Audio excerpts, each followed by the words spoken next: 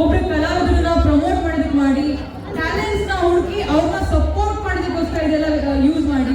And ಇನ್ನೊಂದು ವಿಷಯ ಹೇಳ್ಬೇಕು ಅಂತ ಇಷ್ಟಪಡ್ತೀನಿ, ಪ್ಲೀಸ್ ಯಾರೇ ನನ್ನ ಅಭಿಮಾನಿಗಳು, ಸ್ಪೆಷಲಿ ನನ್ನ ಅಭಿಮಾನಿಗಳು ಬೇರೆ ಯಾರ ಪೇಜ್ ಮೇಲೆ ಹೋಗ್ಬಿಟ್ಟು ಹೇಟ್ ಕಮೆಂಟ್ಸ್ ಪಾಸ್ ಮಾಡಬೇಡಿ. ಅವ್ರು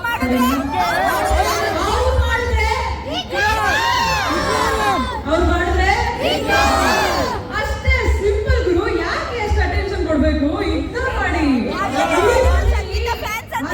ಇರ್ಬೇಕಿದ್ರೆ ಅವ್ರನ್ನೆಲ್ಲ ಎದುರಾಗೋಬೇಕಿದ್ರೆ ನಾನೇನ್ ಮಾಡಿದ್ದೆ? ಅವ್ರೆಲ್ಲರಿಗೂ ಅಟೆನ್ಷನ್ ಕೊಡ್ತಿದ್ನಾ?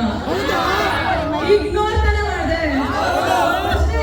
ಇಗ್ನೋರ್ ಇಗ್ನೋರ್ ಇಗ್ನೋರ್ ಎಷ್ಟು ತನಕ ಅವರು ಹೇಳ್ತಾ ಇರ್ತಾರೆ.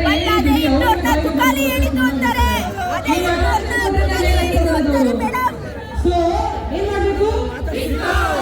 ಇನ್ನೊಬ್ರು ಬಂದ್ರೆ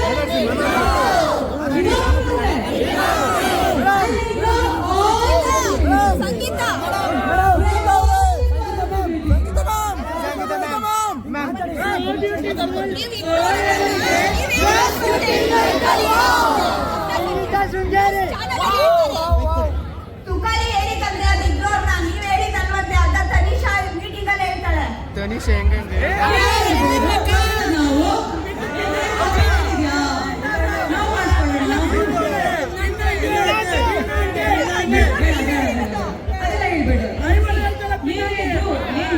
ಅವ್ರು ಏನ್ ಬೇಕಿದ್ರು ಹೇಳ್ಕೊಳ್ಳಿ, ಅವ್ರು ಹೇಗ್ ಬೇಕಿದ್ರು ಹೇಳಿ, ಪರವಾಗಿಲ್ಲ. ಸಂಗೀತಕ್ಕಾಗಿ